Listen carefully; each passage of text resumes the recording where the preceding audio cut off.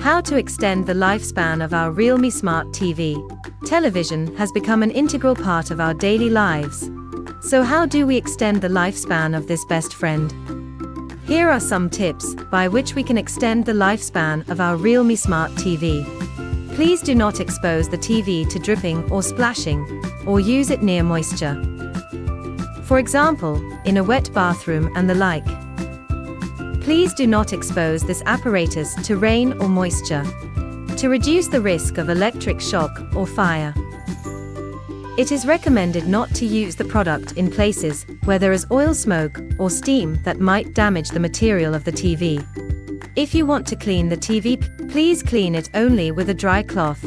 Do not install the TV near any heat sources, such as direct sunlight, heat registers, or other apparatus, including amplifiers, that produce heat.